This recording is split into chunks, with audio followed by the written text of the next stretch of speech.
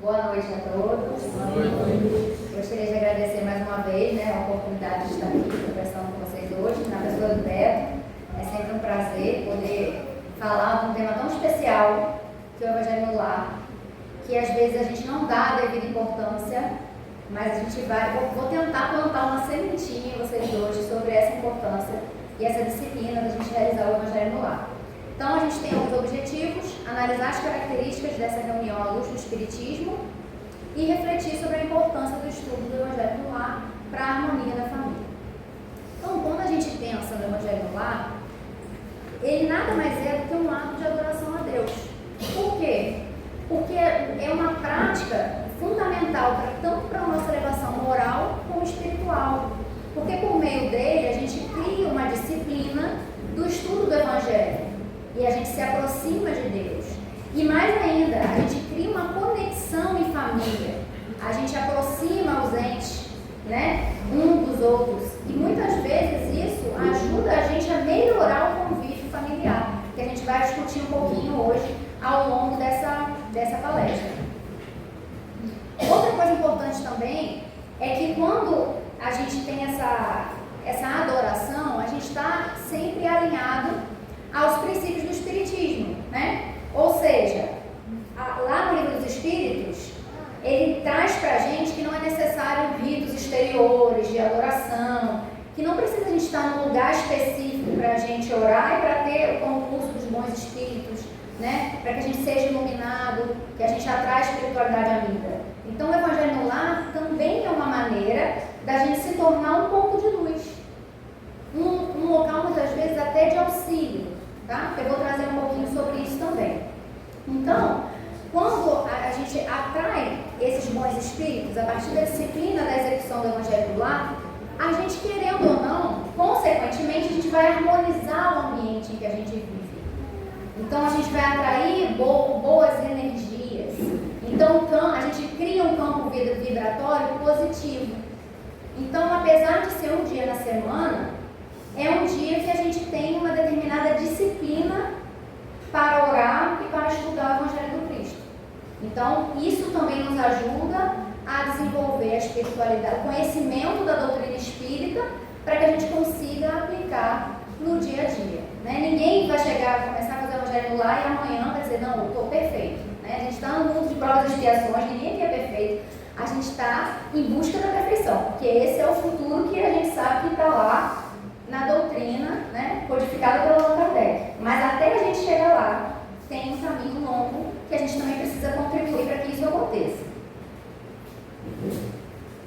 Então, eu trouxe aqui alguns pontos importantes sobre o Evangelho no Lar. Então, o fortalecimento dos laços familiares, que eu até trouxe alguma coisa já anteriormente. Então, eu consigo trazer um ambiente com essa harmonização, com essa paz, com essa boa energia, eu consigo trazer também um entendimento mútuo daquelas pessoas. Uma conversação, uma aproximação que às vezes no dia a dia não acontece. Hoje em dia a gente vive num mundo muito corrido.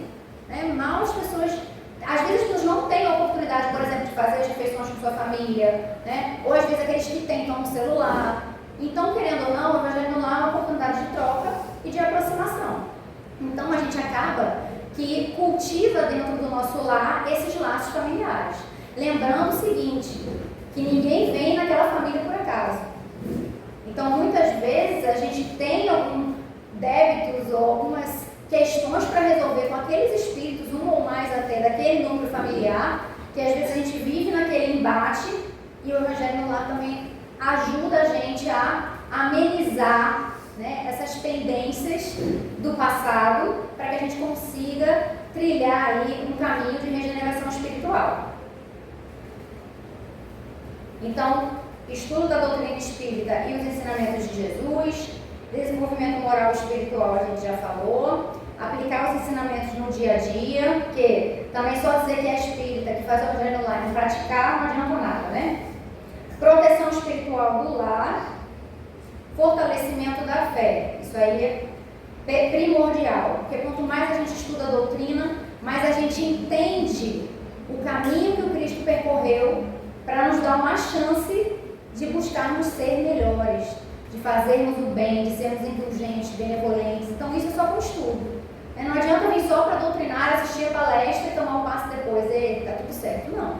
A gente também tem que fazer um exame de consciência no nosso dia a dia para que a gente realmente tenha uma vivência cristã no nosso cotidiano. Então, a Joana de Ângeles, lá no livro Mestre de Amor, ela fala assim, ó, dedica uma das 7 noites da semana ao culto do Evangelho do Lar, a fim de que Jesus possa pernoitar na tua casa. Então, vamos lá, só para eu ter uma noção, não é para julgar ninguém não, só para eu ter uma noção. Quem aqui tem o hábito de fazer o Evangelho no Lar? Acho que 50%. Pronto. Quem não faz, a minha filha está ali, ela faz comigo. Tenho até evidências, viu? Eu trouxe aqui uma foto dela para mim.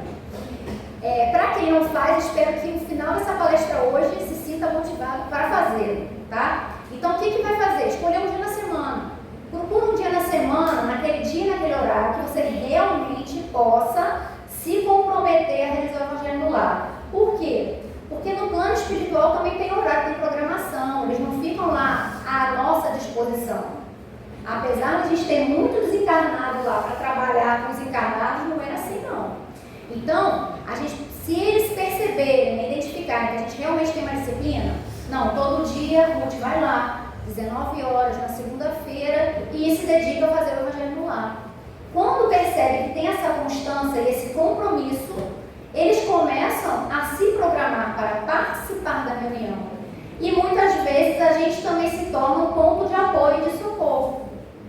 A gente pode sim socorrer alguns amigos desencarnados que estão necessitando daquela palavra. Muitas vezes isso vai auxiliar não só a gente, mas também o plano espiritual. Então, o primeiro ponto, separar um dia na semana, com hora marcada, direitinho, para que a gente consiga cumprir essa agenda.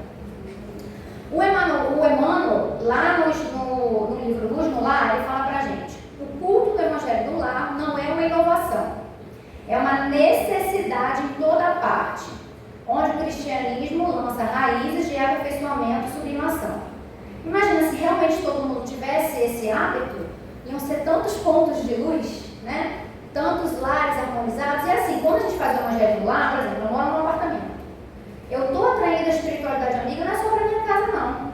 É para aquele prédio, é para aquele quarteirão, é para aquele bairro. Quando a gente faz uma vibração, a gente vai falar da vibração mais no final, a gente consegue emanar, transpor essas energias positivas, bons pensamentos a qualquer pessoa que a gente mentalize com uma fé sincera, uma prece raciocinada, de coração. Então, quando a gente tem essa disciplina, a gente cria um compromisso mesmo, gente. Inclusive, quando eu não consigo fazer por alguma coisa realmente que não está na minha mão, se eu já souber, assim, porque se for muito na hora, algum imprevisto, a gente não consegue avisar antes. Mas se você sabe, por exemplo, no dia anterior, que você não vai conseguir cumprir a sua agenda, você faça uma prece e mentalmente você já avisa a espiritualidade que estava programada para participar do seu Evangelho no Lar, que você vai precisar remarcar para tal dia e tal hora. Porque eles já vão ver outra programação. Gente, no plano espiritual, tem toda uma rotina como a gente tem aqui, de trabalho. Então, eles têm uma agenda. Se eu não desmarco, eles vêm à toa. Eu vou perdendo credibilidade. E aí eu vou perdendo aquele auxílio que a gente às vezes demora tanto para conquistar quando a gente consegue fazer a rotina do Evangelho no Lar. E aí tem outro livro também bem interessante, que é psicografado pelo Chico, mas é do Espírito Bezerra, Temas da Vida. Ele fala assim: o Evangelho no Lar é o Cristo falando ao coração, sustentando semelhante luz nas igrejas vivas no lar, teremos a existência transformada na direção do infinito do bem. Então, a gente sabe lá no Livro dos Espíritos, questão 625, que Jesus é nosso modelo e guia. Então, a gente precisa segui-lo, estudá-lo, a doutrina do Cristo. Então, quando eu estou fazendo o Evangelho no Lar, olha que coisa bonita essa frase, é Cristo falando ao coração. Então, quando a gente se reúne, a gente abre espaço diretamente para essas mensagens de luz, que ajudam tanto a nós como o plano espiritual, como eu já falei, se a gente fizer realmente com sinceridade, de coração. Quando eu faço uma prece sincera, eu também abro o meu coração e abro aquele espaço que eu estou para que a espiritualidade amiga interfira, interceda, tanto pelas pessoas que estão fazendo o Evangelho do Lar,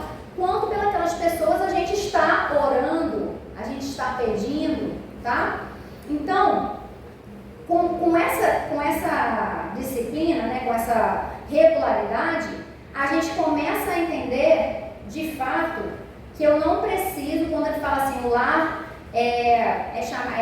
chama o lar de igreja viva, ele quer dizer que Deus está presente em qualquer lugar onde tem amor, onde tem verdade, onde tem sinceridade. Né? Então não precisa a gente estar num local específico, como eu falei anteriormente. Então, quando a gente tem essa constância, o Evangelho no Lar é uma ferramenta transformadora. Né? Eu consigo transformar aquele local, aquela convivência. E aí, pouco a pouco, com essa insistência, né? Com essa regularidade, isso vai se alinhando com esse infinito bem que ele fala aí. Né? Transforma na direção do infinito bem, que Bezerra traz nessa obra que a gente comentou agora. E aí, esse livro é bem interessante, Iniciação ao Espiritismo, da Terezinha Oliveira, e ela dedica um capítulo ao Evangelho no Lar. Então eu trouxe algumas dicas aqui que ela traz para a gente nessa obra. Então, benefícios do Evangelho no Lar. E seja um momento de paz e compreensão na vida familiar, une mais elementos da família pela atividade espiritual em comum, amplia nos familiares o conhecimento e entendimento do Evangelho, elevando-lhes o padrão vibratório e fortalecendo a espiritualidade nas lutas da vida. Ela ainda complementa. Higieniza o ambiente espiritual do lar, pelo cultivo de pensamentos e sentimentos cristãos. Atrai a presença e assistência dos bons espíritos, que a gente já tinha comentado. E evangeliza os desencarnados carentes. Lembra que eu disse a vocês que lá no plano espiritual eles podem programar alguns espíritos que estão precisando de auxílio para participarem também do nosso Evangelho no Lar? Então a gente também vai auxiliar esses desencarnados carentes que estejam no ambiente do lar ou relacionados aos seus membros.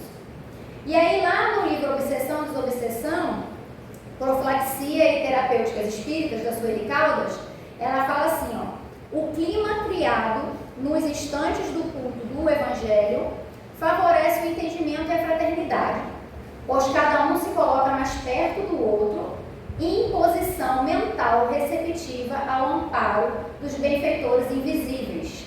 Então, quando eu estou criando esse campo vibratório de harmonia e de paz, esses corações vão se afinando, né? Vão se entendendo. Então a gente começa a ter mais empatia por aquela pessoa que vive conosco. Às vezes a gente começa a ter algumas intuições de como lidar melhor com aqueles sujeitos.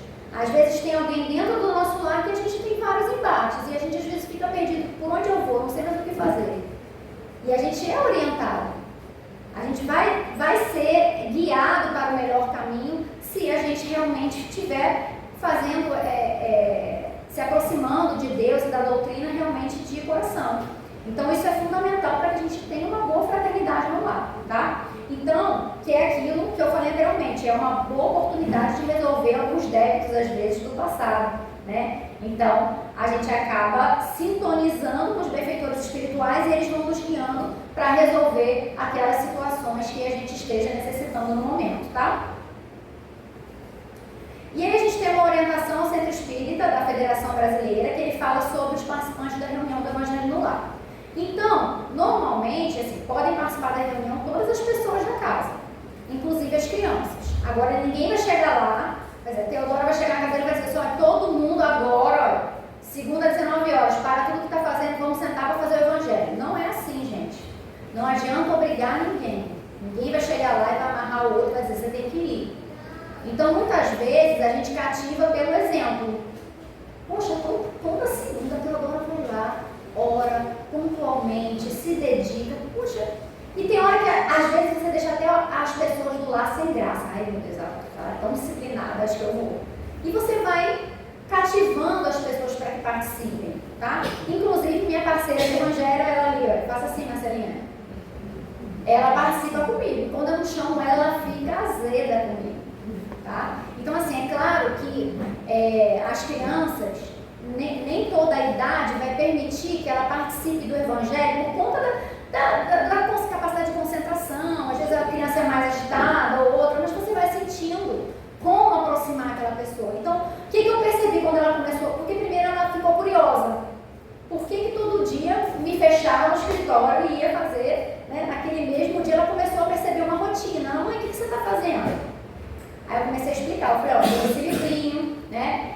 Eu uso o Evangelho, né? Aí eu falei, ó, esse aqui é Allan Kardec, ele é amigo do Mestre Jesus. Aí comecei a explicar de uma forma que ela pudesse entender, né? Do Papai do Céu, enfim, comecei a explicar. Eu falei, então, toda segunda nesse horário, a mamãe pega esse livrinho, uma página, dá uma lida para entender um pouquinho sobre a história do Papai do Céu. E ela começou a se interessar, ela disse, não, eu quero fazer com vocês. Tá certo. Só que às vezes a leitura do Evangelho segundo o Espiritismo, às vezes é mais densa, né, a leitura para uma criança. Aí eu achei, a FEB também tem algumas opções de Evangelho no Lar para crianças, e eu achei um da Turma da Mônica, que ela adora a Turma da Mônica, tem 2 da Turma da Mônica. Então a gente já tem uma rotininha, a gente faz no livrinho dela e faz no meu, e a gente discute os dois, né? Então assim, claro que nada é perfeito, tem dia que às vezes a minha leitura cai uma leitura maior, às vezes ela já no final já está um pouco impaciente, aí eu fico, você quer terminar? Ou você, não, eu vou terminar. Então fica quietinho. E ela sabe que tem a prece inicial, a prece final, fecha o olhinho quando ela liga.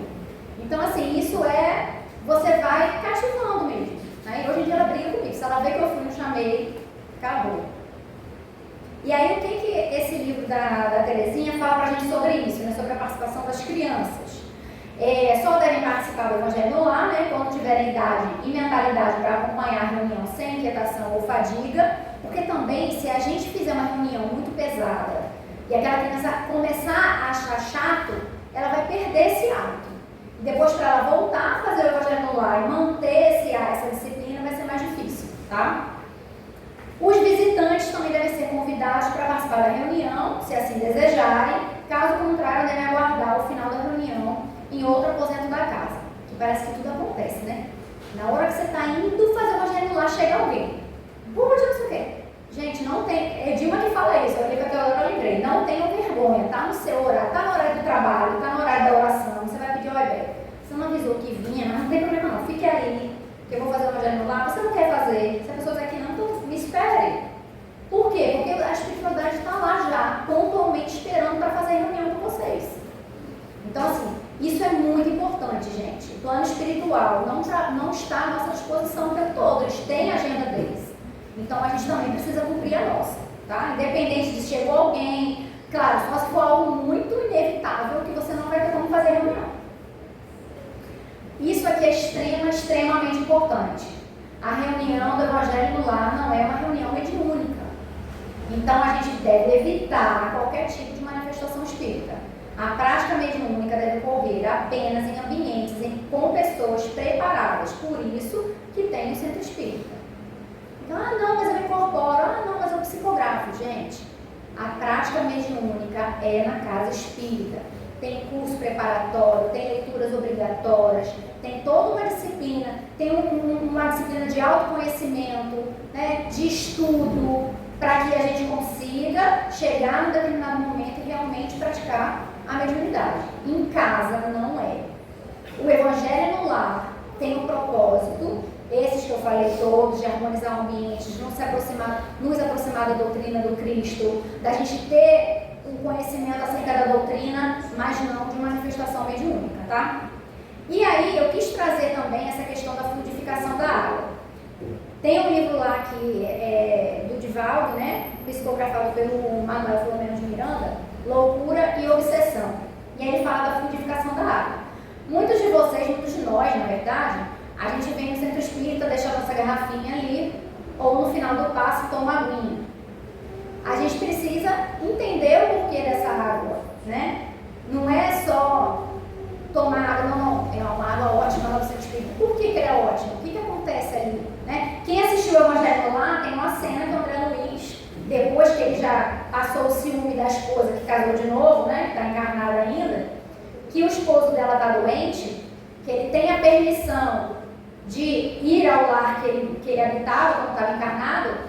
Eu não sei se vocês lembram, ele fluidifica a água, a garrafinha do esposo atual, né, da ex-esposa quando estava encarnado, com os medicamentos que ele precisava, porque ele estava muito doente. A lógica é essa, tá? O que a espiritualidade vai fazer? Tem uma garrafinha ali, aquela garrafinha é de Beto. A espiritualidade já sabe o que Beto precisa. Então vai depositar naquela garrafinha os fluidos salutares, todos os medicamentos que Beto precisa. Quando a gente faz o evangelho no lar, a gente vai falar isso mais um pouquinho lá na frente. Eu vou ter uma jarra para fluidificar. Bom, tudo bem, essa jarra vai ser dividida entre aqueles membros, vão ter medicamentos para todos, mas não vai ter aquela individualidade. Então, quando a gente bota uma garrafinha específica, um recipiente específico para cada um, a gente tem um direcionamento melhor de acordo com a necessidade individual, tá? Então, o que ele traz nesse livro para a gente? A água em face da sua constituição molecular é um elemento que absorve e conduz bioenergia que lhe é ministrada. Quando magnetizada, que a gente escutou isso no Evangelho, no início, na leitura do Evangelho, quando magnetizada, ingerida, produz efeitos orgânicos compatíveis com o fluido que se faz portadora. E aí eu trouxe, não sei se todos já viram, mas eu acho esse estudo fantástico, tá? Do Masaru Emoto. Ele estudou as propriedades da água, e aí o que ele fez? Em busca de demonstrar que a água poderia sofrer modificações positivas e negativas, ele fez um estudo científico. Então, primeiro, isso é o que eu falei agora, né, que a água pode modificar com estímulos externos, absorvendo e reagindo às vibrações do ambiente. E aí, segundo esse pesquisador, a água é instável e muda rapidamente. Então, capta as intenções que estão à sua volta. E entre várias experiências, o Dr. Emoto colocou a água, um recipiente com água, entre dois alto-falantes que emitiam diversos sons. Então, após algum tempo, ele congelou essa água, fotografou com microscópios de alta resolução esses cristais que se formaram. Aí, esse azulzinho no canto é uma molécula normal de água, não sofreu a influência ainda. A mesma água, ele dividiu em vários recipientes. Aí ele foi lá e colocou um rock and roll, heavy metal. Olha como é que ficou a molécula da água. Essa primeira aqui. A do meio, molécula da água exposta ao som de uma ameaça de morte. E a outra do canto, molécula de água exposta ao som da voz de um militar tirano. Aí ele foi lá e falou palavras de amor e admiração. Olha como ficou o cristal da água. Ele foi lá e colocou Beethoven. Olha como ficaram os cristais. Aí eu trouxe para vocês aqui um extrato desse experimento para vocês terem uma noção de como realmente a gente consegue modificar as moléculas de água. Então, foi um experimento global, né, com cristais de água, que foram submetidos à oração, a palavras de amor, de gratidão, né, na mesma água, no mesmo dia e no mesmo horário. Tá? Então, pessoas em diversos locais do planeta. Pegou água destilada e foi submetida aí às orações. Então, aqui foi antes delas receberem as palavras de amor, as orações. Aí é antes.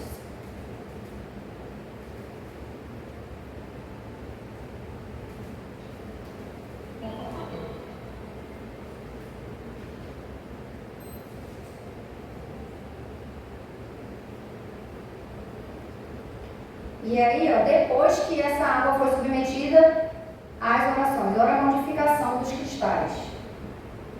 Olha que coisa linda.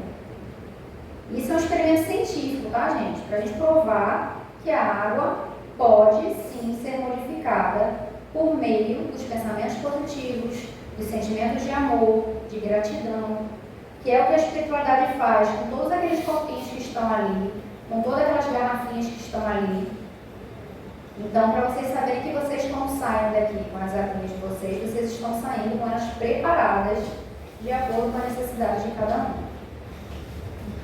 E aí, não é só a espiritualidade que consegue fazer isso, né? Tá aí o experimento, eram pessoas aleatórias, né, em qualquer lugar do planeta, que estavam se dedicando a esse trabalho naquele momento. Então, qualquer ser encarnado também pode fazê-lo. Por isso que no Evangelho no Lar, a gente vai colocar lá a nossa aguinha para fluidificar. Porque tanto a espiritualidade vai depositar os remédios que a gente está precisando, como nós, com os pensamentos positivos, com as nossas preces sinceras, a gente pode também pôr as nossas mãos naquela jarra, naquele copo, naquela garrafa e acreditar realmente, porque é real, que a gente vai também frutificar aquela água. A gente não está fazendo mágica, a gente está aplicando a nossa fé. Tá? Então, a partir de hoje, eu espero que todos aqui já estejam, com quem não pratica, esteja no meio do caminho andado para começar o Evangelho no lar. E aí, ó, se um simples obrigado muda uma molécula de água, imagine o que pode fazer uma prece sincera de coração. Ainda mais quando a gente ora mesmo, principalmente quando a gente ora por alguém, né? Alguém que a gente ama, um amigo, alguém que está sofrendo. É algo tão forte, é algo tão sincero, uma mãe orando pelo filho, né? Que com certeza a gente vai conseguir um bom resultado a partir daquela oração, resultando numa água fluidificada. Então, preces, palavras de amor, fraternidade, amizade, compaixão, irão fluidificar a água, tornando-ela em remédio, de acordo com a necessidade de cada um. Então, da mesma forma que qualquer palavra que resulta do sentimento de ódio, inveja, vingança, vai carregar uma energia, uma vibração má e destrutiva que vai ser também carregada pela água, né? E também por aqueles que receberem aquela água. A periodicidade da reunião, acabou que eu já me antecipei, já tinha falado, então uma reunião semanal da família, com dia e hora previamente estabelecidos. Ruth, mas eu sou sozinha, eu moro sozinha. Tem problema. A gente nunca está sozinho.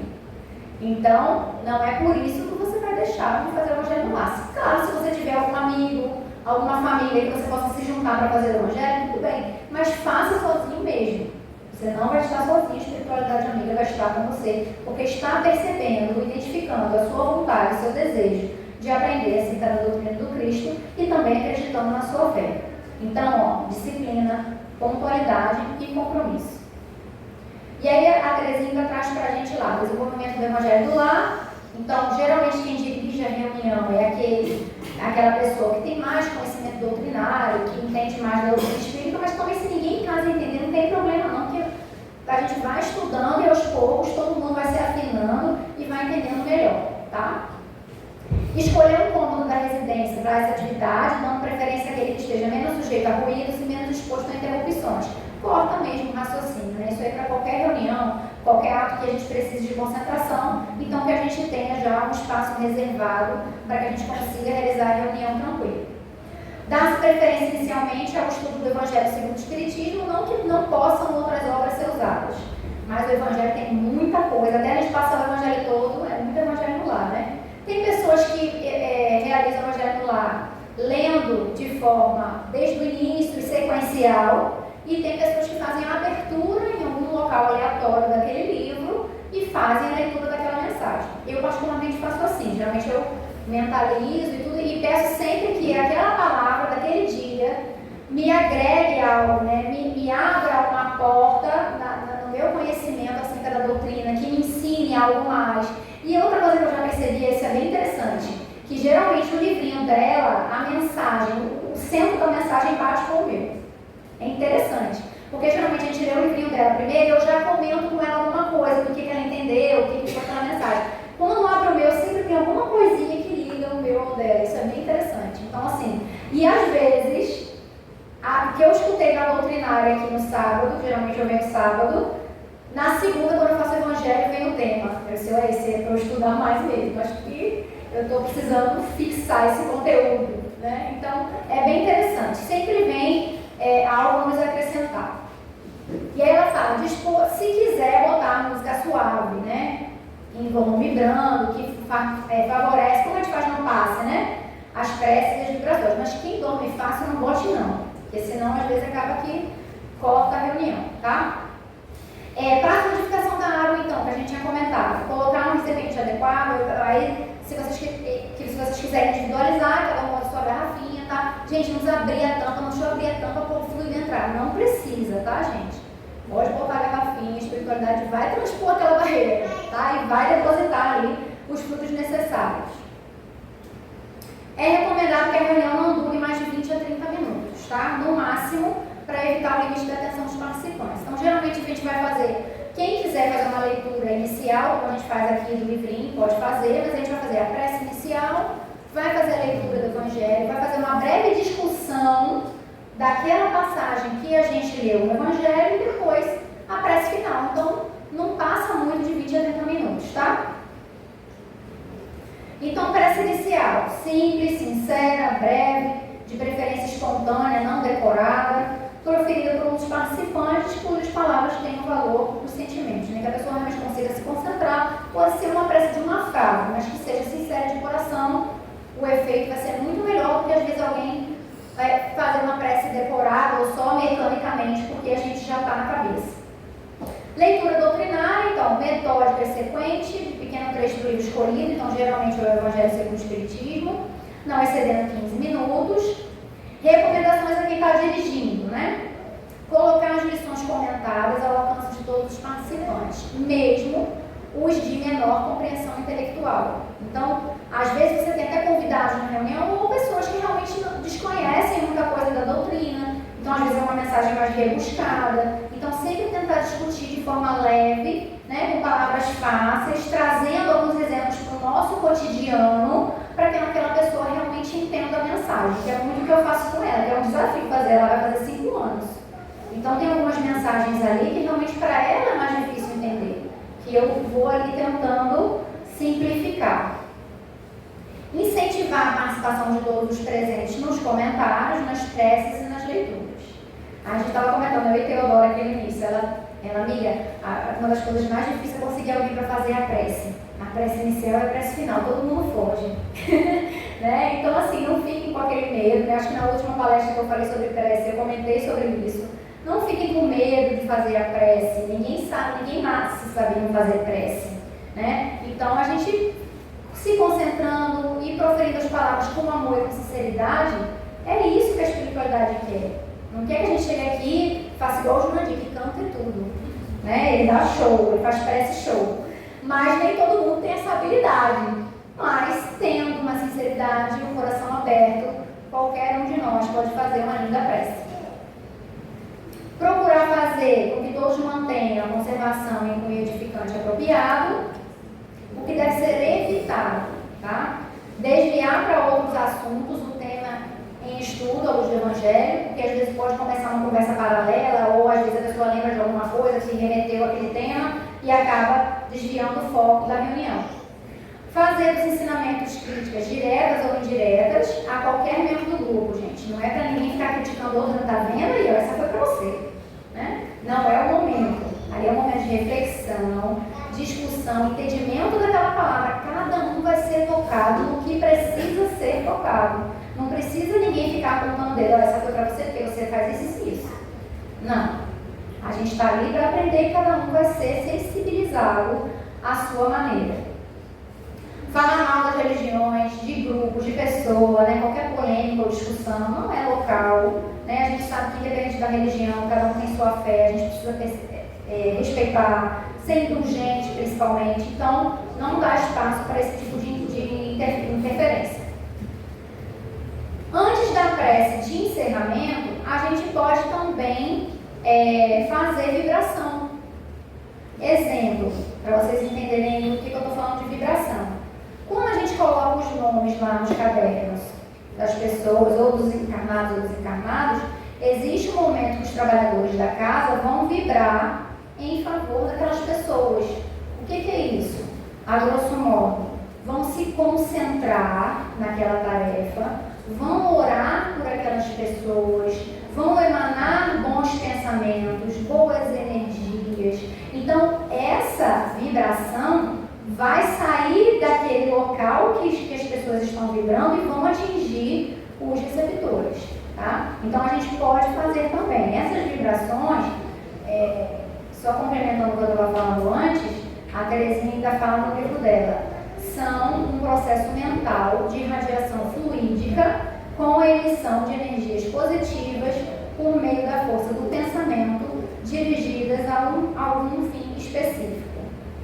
Então, pode vibrar pelo lar, onde o Evangelho está sendo estudado, pelos participantes, seus parentes, seus amigos, pela cura ou melhora dos enfermos, do corpo, da alma, né? E minoração dos seus sofrimentos e vicissitudes. A gente sabe que muitas vezes aquela pessoa não está no momento de ser curada, porque ela tem provas, porque ela tem expiações, mas quando a gente ora por aquela pessoa, a gente atrai a espiritualidade amiga para que interceda por ela. Então ela sente uma paz que ela não sabe de onde vem às vezes. Então a gente ameniza aquele sofrimento, tá? Promove um conforto para aquela pessoa. Pela paz na terra, né? Pelos casos que no momento estejam preocupando os participantes da reunião, a comunidade, desastres, guerras, calamidades, né? E agradecer também a orientação e o amparo espiritual recebidos durante a reunião e na vida cotidiana.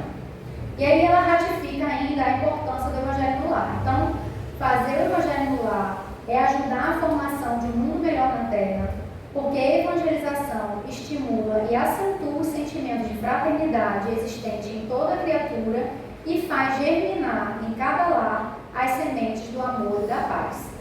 A gente vai ter amigos, pessoas próximas que não são espíritas, mas que às vezes a gente pode orientar também. Tem uma amiga no trabalho que fala, eu preciso na missa, eu preciso não sei onde. Eu disse, não, eu falei, mulher, veja, você reza, você ora. Às vezes, eu falei, então, pega um diazinho na semana, meio que deu uma introduzida no Evangelho no lar. Pega um dia na semana, né? Pode ser a Bíblia, não tem problema não.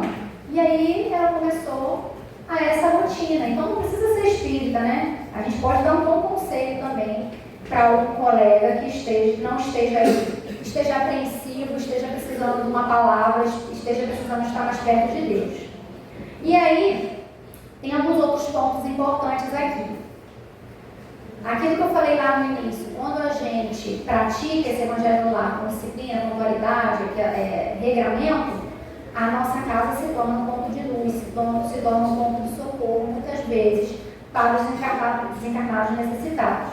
Então, o Evangelho no lar é uma ferramenta poderosa de conexão com a espiritualidade superior, promovendo paz, harmonia, fortalecimento da fé. Então, o objetivo é transformar cada lar em um núcleo de luz, preparando-nos para os desafios da vida com serenidade e amor. Então, é uma lâmpada acesa dentro de casa, afastando as sombras do medo e da ignorância. Então, praticá-lo é convidar Jesus para habitar conosco. Tem aquela música, né? Entra na minha casa, entra na minha vida, mexe com minha estrutura, sara todas as feridas. Eu chego e me arrepiei. Não é? Não canto não, Beto. Mas foi só para dar uma quebrada aqui no clima. Então, assim, é isso mesmo. A gente está convidando Jesus para entrar na nossa casa. Jesus, os nossos mentores espirituais, o nosso anjo guardião. Que o anjo guardião, gente, ele é super ocupado, viu? Ele não é só da gente, não. O mesmo anjo pode ser de várias pessoas. Então, se você não anda na linha, pode ter uma hora que o anjo dá uma afastada. Então, a gente segue o caminho reto, segue a disciplina da oração, de fazer a caridade, de fazer o bem. E, às vezes, fazer o bem inicia dentro da nossa casa, com os nossos familiares. Com a caridade moral, com a escuta ativa, com o exercício da paciência, né? Então, o Evangelho no lar vai nos ajudar também nisso. Quando a gente fala, me dá paciência, pronto, vem 300 coisas para te irritar, para você tentar controlar e ter paciência. Então, o Evangelho no lar também ajuda a gente a conseguir ter esse autoconhecimento e aplicar no nosso dia a dia.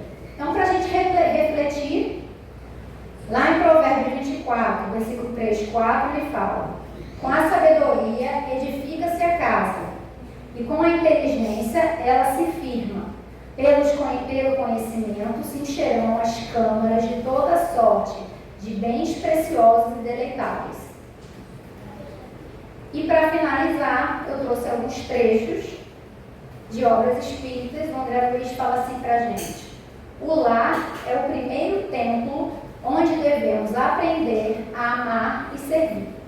O Evangelho no lar é o alicerce para a construção verdadeira da fraternidade.